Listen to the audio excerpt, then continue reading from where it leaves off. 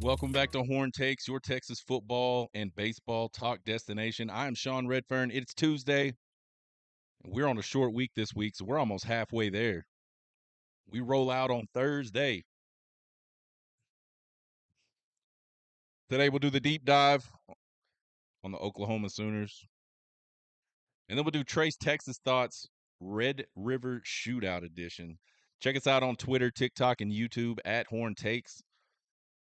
If you just like to listen to podcasts, you can find us at Apple, iHeart, and Spotify podcasts. You can also find all the episodes up on horntakespodcast.buzzsprout.com. Either of those places, find all our episodes. Let's get into the deep dive on these Oklahoma Sooners. 4-1 with a home loss to Tennessee, coming off a bye week, just like Texas. I think both of these teams really needed this bye week because they've both been pretty banged up. But Oklahoma just been absolutely riddled with injuries. I think they had 5 wide receivers out against Auburn, like their top 4 wide receivers. I think they've had running backs out. They just been really busted up, and it's at this point it's still not clear who will and will not play in this Red River Shootout this weekend.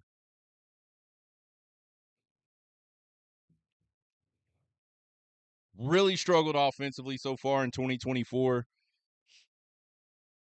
I don't know the story. I know what the rumor is, but I don't know exactly what the story is. The rumor is they basically ran Dylan Gabriel out of Norman because they were so enamored with Jackson Arnold. And I think that makes a lot of sense. Why else would Dylan Gabriel leave? He just had a really good season at Oklahoma. They won 10 games. I, I mean, you have to think his chances at Oklahoma to go on and win a Heisman or win a championship probably just as good at Oklahoma as they are at Oregon. I mean, maybe money played a factor. I know Oregon's tossing some money around here lately. It doesn't really matter. Oklahoma gets stuck with Jackson Arnold, and he just absolutely did not produce through the first few weeks of the season. He didn't play well in the bowl game last year. I think he had 3 interceptions there, maybe 4. Just kind of it's honestly, I hate the Sooners. I hate any kid that goes to play for the Sooners, but it's honestly a sad story that it's almost like the Chris Sims story in a way, except Chris Sims lasted a hell of a lot longer than just a few games. But just so overhyped, man. OU fans all summer long. Jackson Arnold's the real Heisman candidate. He's way better than Quinn Ewers. He's gonna da da da da da da da. Just ridiculous expectations, and he just didn't have the mental, I guess, to hang in there. Honestly, though, also his team's just not that great. Doesn't have a very good supporting cast right now. A lot of it is busted up. But anyway, he gets benched during the Tennessee game after having 3 turnovers, and I think he threw 2 picks and had a fumble. In comes true freshman Michael Hawkins Jr. He's been taking the snaps ever since. He's been a little bit better than Arnold, not just a ton better in his limited action so far this year. He's 23 of 37 for 310 yards and a touchdown. 62% completions. That's pretty good. I think what really separates him from Arnold at this point is the turnovers. He hasn't done it yet. He's got 28 rushing attempts for 101 yards and a touchdown. So a lot of those negative rushing plays, he's actually run for a lot more yards than that, but you got to count the losses as well. A lot of those were sacks. But he's a pretty mobile guy. He can hurt you. If you don't contain him and you don't cover well, he could hurt you.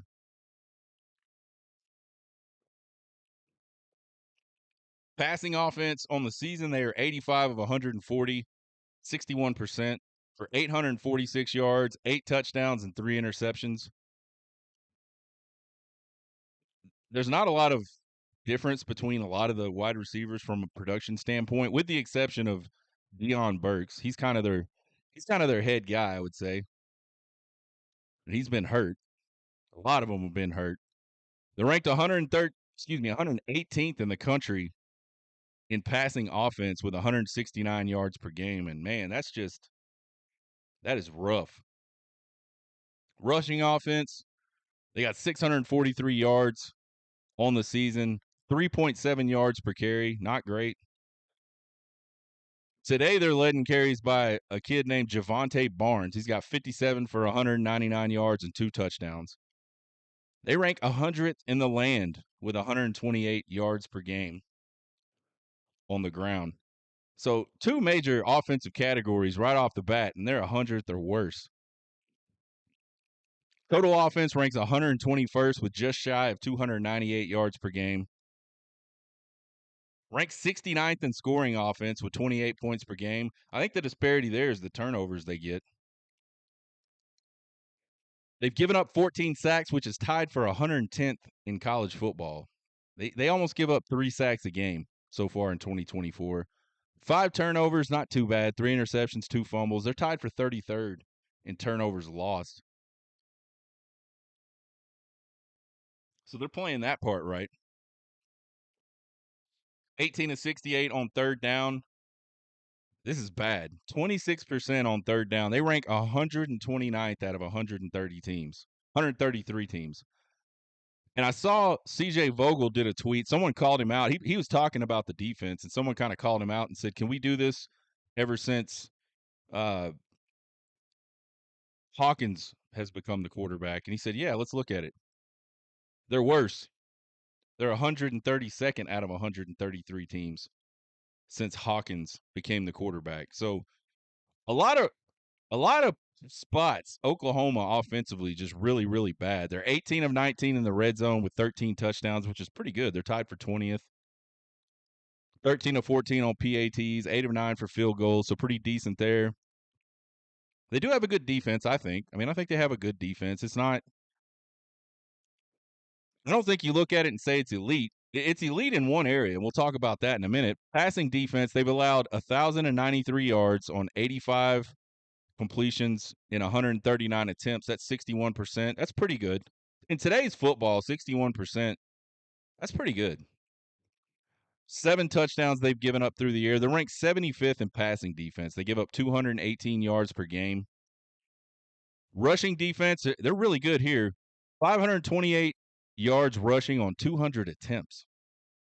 2.6 yards per carry and only 1 touchdown on the ground given up by this Sooner defense so far this year. They're ranked 27th in the country, giving up 105 yards per game on the ground, so pretty solid run defense. Total defense, they've allowed 1,621 total yards, 4.8 yards per play. They're ranked 42nd in the country in total defense, 324 yards per game. So again, I would say they're good. They're not elite. And here's a couple places where I think they are pretty elite defensively. 18 sacks. That ranks 5th in the country. They're almost sacking the quarterback 4 times per game. And then turnovers, they're tied for 8th. They've taken the ball away 13 times this year, 8 fumbles, 5 interceptions. Curious to see how those fumbles were. But either way, 13 turnovers, really good. Third down defense, they're pretty good here too. Opponents are 23 out of 76 on third down. 17th in the country at just around 30% on third down defense. Red zone defense, opponents are 8 of 10 with 4 touchdowns. They're tied for 45th, 80% in the red zone on defense. We talked about it. I think there's, you look at all these stats and you bounce them against Texas. There's really only a few key areas where I feel like Oklahoma is just better than Texas, and it's not a whole lot. It's not by much. They're better in takeaways. They got 13 to Texas's 9. They're better at protecting the ball. They've only had 5 turnovers to Texas's 7. And they've got 18 sacks to Texas's 13 sacks. I don't know how much of a difference that, I think Brent Venables likes to dial it up. PK does not like to dial it up. I think you could make the argument that the differential there in sacks is just simply because Texas is doing it with their front 4 for the most part. And I think Oklahoma's a little more exotic, brings blitzes from different places, things like that. Other than those three areas, though, Texas is just statistically superior, and in some cases, drastically statistically superior. On paper, this 100% looks like a game Texas should win very easily. But we all know the Red River Shootout don't play like that. The Red River Shootout almost never makes sense. Occasionally it does, and it'll be interesting to see if this is one of those Saturdays where Texas can just go in there and just be dominant like they should on paper.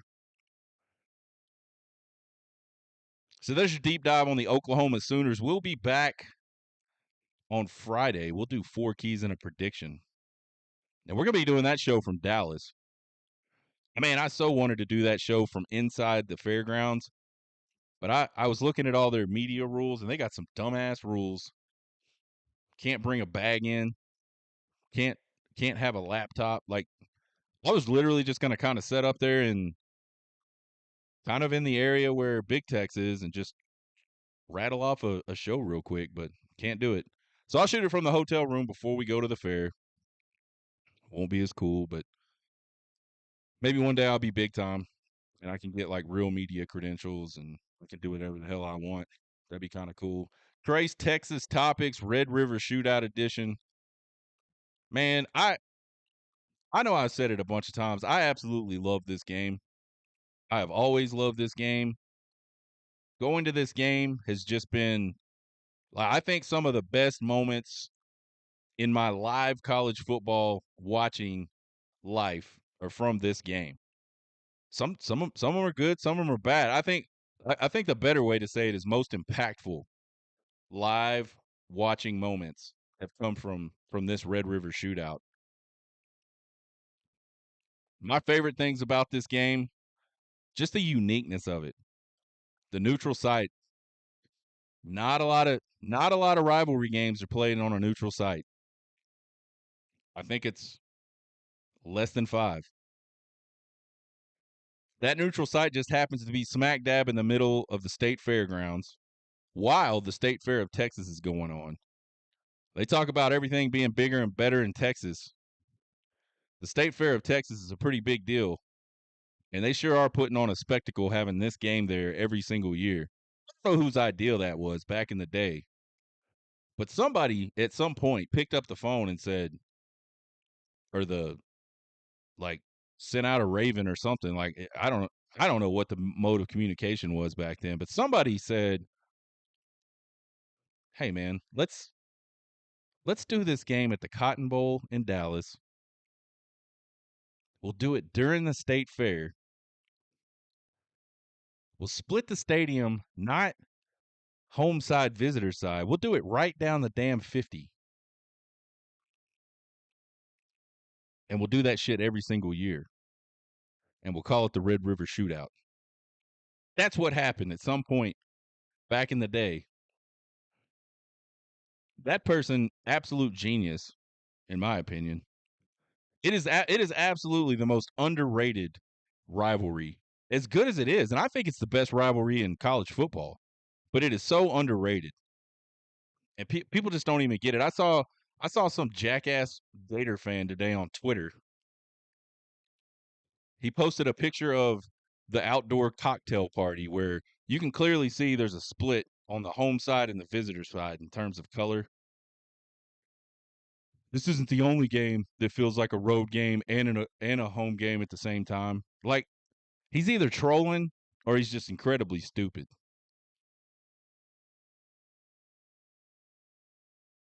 I guess he could be trolling and be incredibly stupid, and that's probably pretty accurate. It's not the same thing as the 50-yard line split, you dipshits. People say that all the time. It's not the same thing. Think about it. Just stop being a jerk off for like 5 seconds. Close your yap, put your phone down, and just think about it. It's not the same thing. The Cotton Bowl. It's old.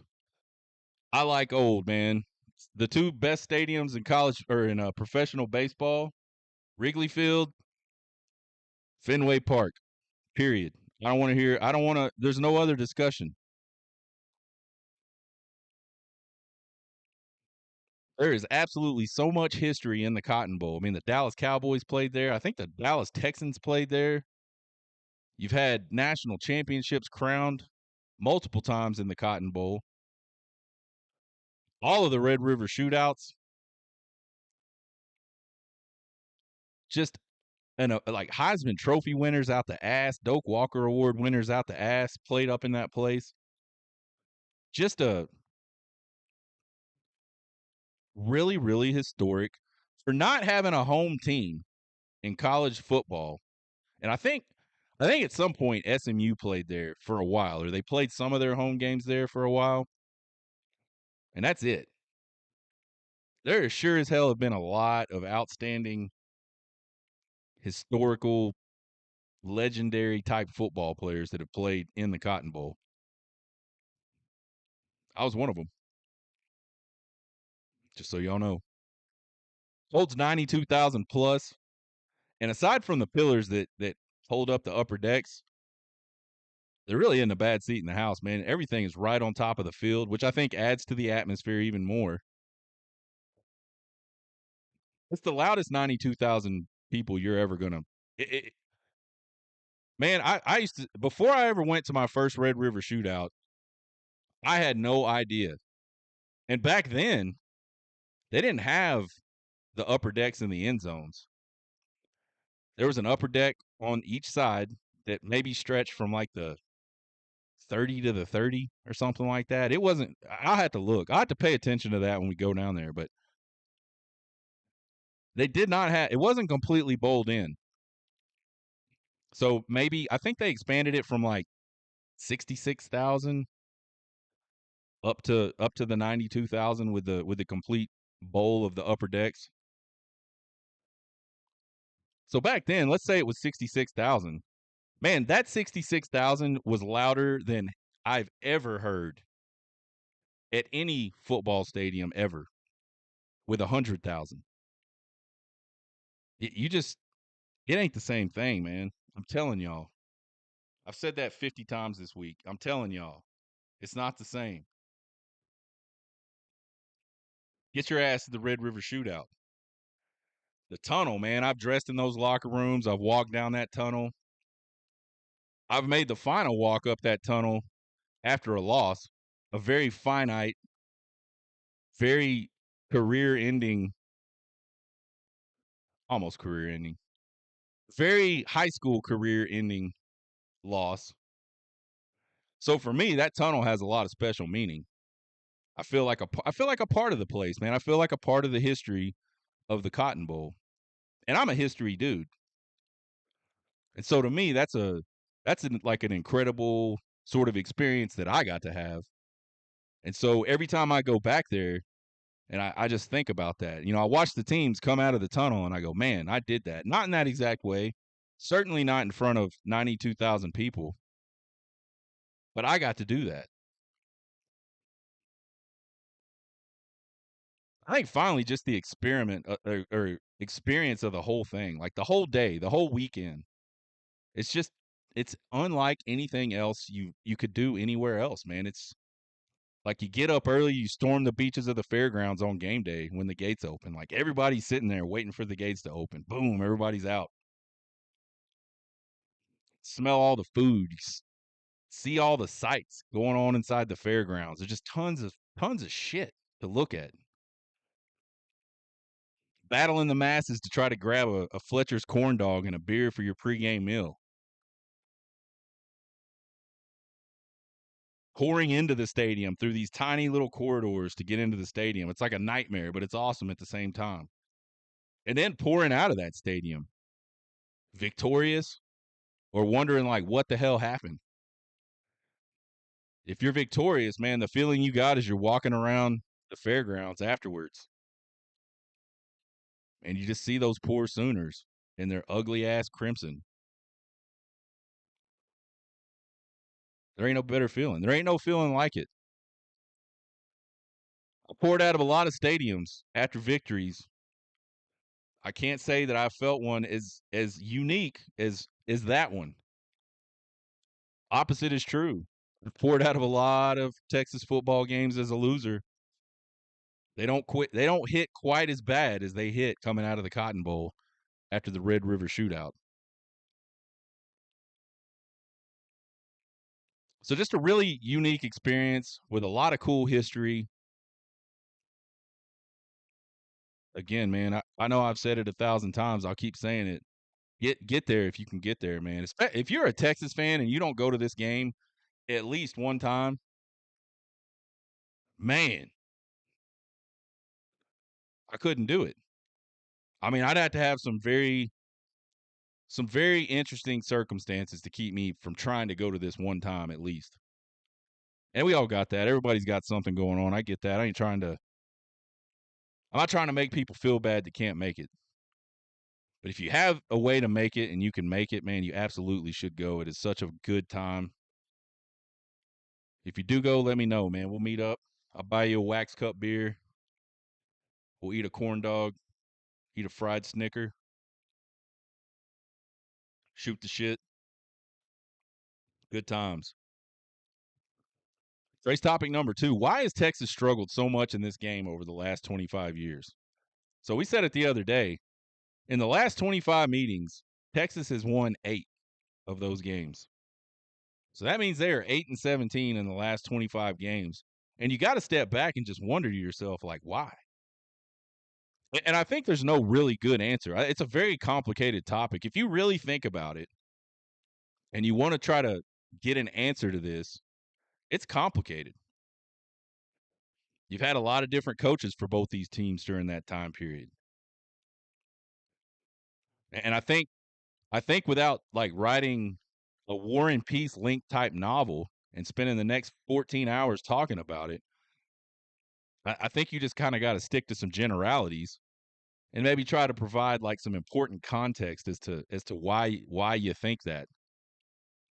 And so that's what I'm going to do. I think number one, I think Texas just kind of taking this game for granted for a while, for a long time. Whereas I think Oklahoma uses this game. They see this game as a really big opportunity to swing Texas players over to the other side of the Red River. I mean, you look at Oklahoma's rosters historically riddled with Texas players. There's a saying, without Texas, Oklahoma couldn't field a football team. And you look at their roster, and it is full of Texans. It has been for a long, long time. And they rely very, very heavily on the DFW area for a lot of their recruiting.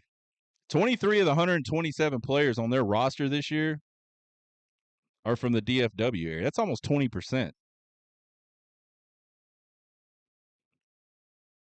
So if you're Oklahoma, what a better way to like show off in front of all those DFW area recruits than to go right into their backyard and whip their biggest competition in recruiting for those guys on a yearly basis. So I honestly do feel, I mean, you hear people say Oklahoma just wants it more. That's a very gross oversimplification. And it's so cliche, but I think there's a lot to it. Like, I mean, you saw what they did last year. They made fucking T-shirts, and dude went out and got a damn upside down Longhorn tattooed on himself. Danny Stutzman said he wakes up every day thinking about the Red River Shootout. He hates Texas. And I don't know that Texas has a lot of guys on the team that really feel that way. And Texas fans kind of make fun of it, but man, I got to be honest. I mean, I think you can go too far with stuff, but I don't have a problem in the world with any Texas Longhorn football player saying, I get up every day and what motivates me to go to work and work hard is not losing to Oklahoma in the Cotton Bowl at the Red River Shootout. I'm down with that, man. Or I go to bed every single night and I take like 5 minutes to think about how much I hate Oklahoma. And that's what motivates me. Man, I don't think Texas has that. And I don't think they have in a long, long time. And I think a lot of it has just kind of started with the coaching staffs, man. Mac Brown, and I get the message, man. No game is more important than another game. But he really downplayed the Red River shootout. And he would have done it if he won every single one of them. That's just the way Mac Brown is. But I think what a lot of coaches don't get is when you're talking to the media, your team is watching that and your team is hearing that and they're listening to those things. And it just kind of becomes the culture. If you say it enough times, it's just another game. Your teams are going to think it is just another game.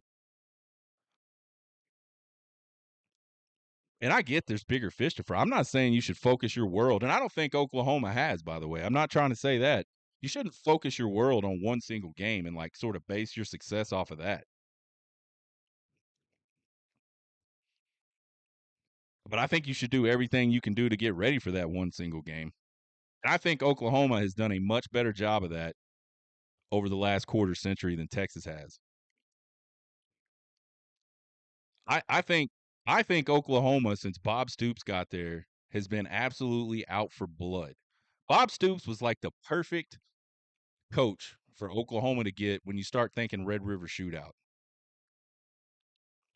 Because he's just kind of like, I mean, Bob Stoops is an asshole and he enjoys it. You could see his little smirk ass face.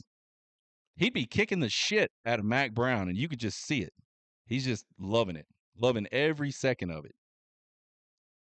And then the flip side, you flip it around, Mac Brown's got a chance to like just absolutely step down on Bob Stoops' neck and he won't do it.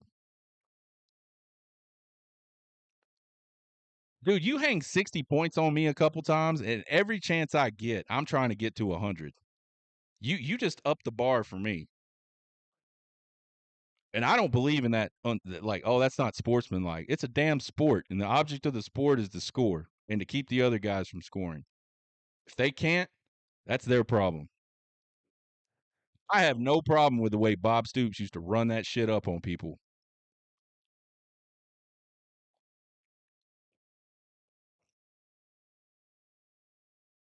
Lincoln Riley, I think, he took over, and I think to a lesser extent, but he was kind of out for blood for Texas. And Brent Venables, now head coach, used to coach under Bob Stoops. I think Brent Venables has got a lot of that Bob Stoops out for blood for Texas in him. During Texas's best run in program history, they were 7-9 against Oklahoma, including a 5-game losing streak from 2000 to 2004 that produced two of the biggest ass whippings in Red River Shootout history. In fact, I think they were the two biggest ass whippings in Red River Shootout, and they were absolutely embarrassing. Just like unfathomable and embarrassing.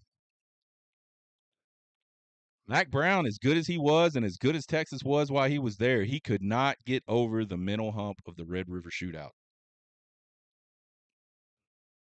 And I think ever since then, the fans and the program have had that lingering, just kind of hanging above their heads ever since.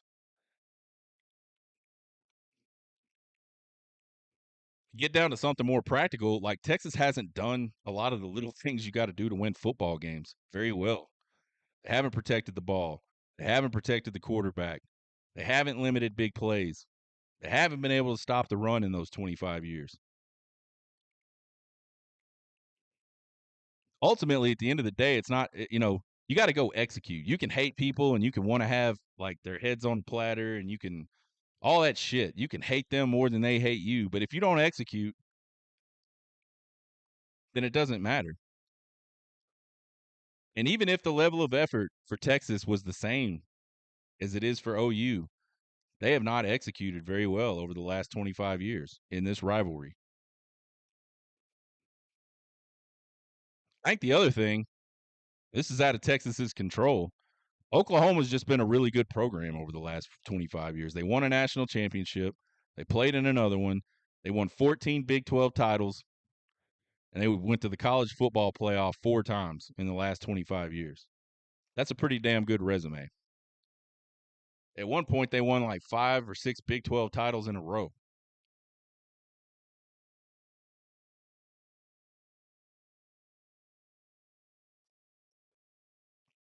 to be really good. Somebody else might be a lot better, and that's what Texas to Oklahoma was for a long time in most of this 25-year period.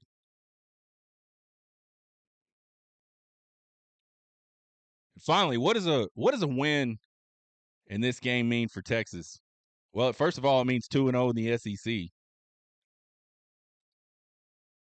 means you still control your own destiny in the SEC title race. Still control your own destiny in the college football playoff race.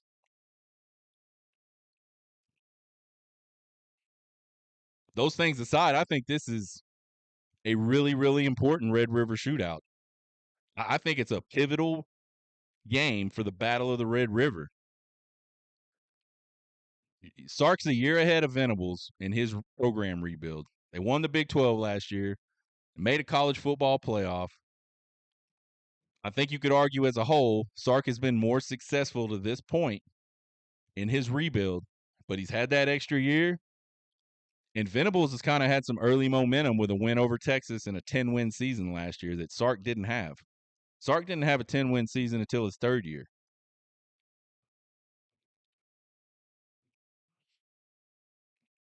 And last year, after a 49-0 ass kick in the season before, and his best team at Texas to date, he had a chance to put his boot down on Venables' throat, and he could not get it done. They didn't execute. They didn't do the little things that we just talked about.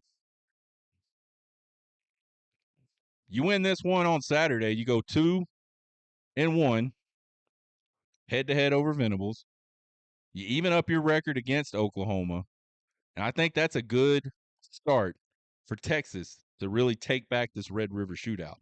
We owe Oklahoma quarter century of ass kickings, basically. And at some point, they got to just take it back. You take it back, it means better recruiting momentum, particularly in the state of Texas. We talked about, they may not always be battling for the same exact guys, but every single year there's an Oklahoma and Texas battle for a Texas kid. A lot of times, the team that's better at the time and who's won the game last year or won the game in recent memory ends up winning out for that kid.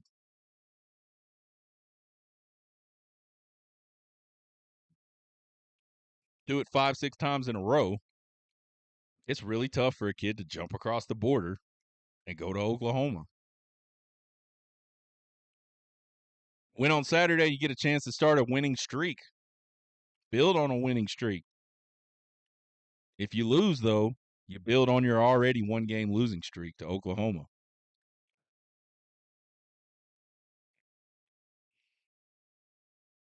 We're talking about the fans earlier and the hate and all. This game is not the only thing that matters to Texas fans. We all know that. It doesn't matter. It's not the only thing that matters to the Texas program. We saw Texas lose this game last year, and it sucked. They went on to win the Big 12. They went on to play in their first college football playoffs. So it's not the end-all, be-all. But it means a lot, and it should mean a lot. And for me, the Texas PTSD is real. I was talking to who was I talking to? I was talking to Chris Phillips last week. We were talking about this game, and I said, "Man, I am a nervous wreck about this game every single year. It does not matter how good Texas is and how bad Oklahoma is. It doesn't matter. I'm a wreck because I've seen some crazy shit in this game in the last 25 years." And I picked 25 years because it's the easiest thing to pick. I mean, I'm not trying to nickel and dime or like make a weird set of games. 25 years is a pretty decent. I'm 47, so 25 years, almost half of my life.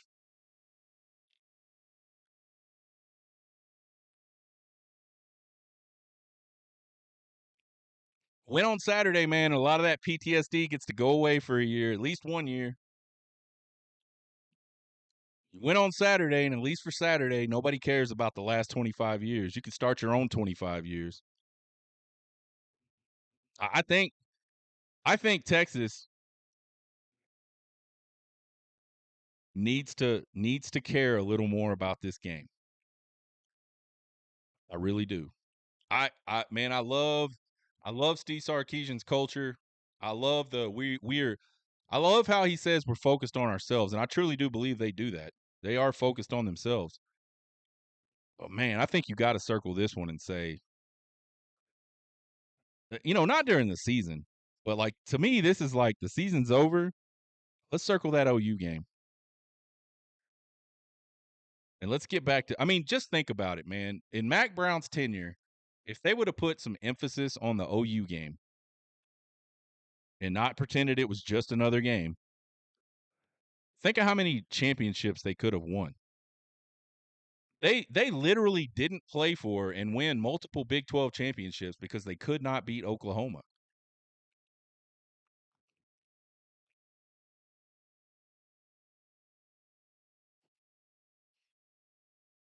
So I don't know, man. I know opinions vary, but that's my take. Care about it a little more in the offseason. Let that shit motivate you. And for God's sake, man, if you get a chance to like really step on Oklahoma's throat, you got to do it because they sure as hell will do it to you. We've seen it multiple times. They would love nothing else. We'll be back on Thursday. We'll have Trace Ultra games week 7. We'll try to get back in the win column. We'll try to go 3-0, man. But we're not going to pick gimmies. We'll have special guest Mike Hardball Harge on the show, and then we are off to Dallas. Find us on Twitter, TikTok, and YouTube at Horn Takes. Give us a subscribe, give us a follow. Won't cost you guys a thing, but we sure appreciate the support. You can email me at horntakespodcast@gmail.com with all your questions, comments, concerns, and criticisms. I love them all. We're getting closer, folks. Keep your heads down, and it'll be Saturday soon enough. You guys get hooked.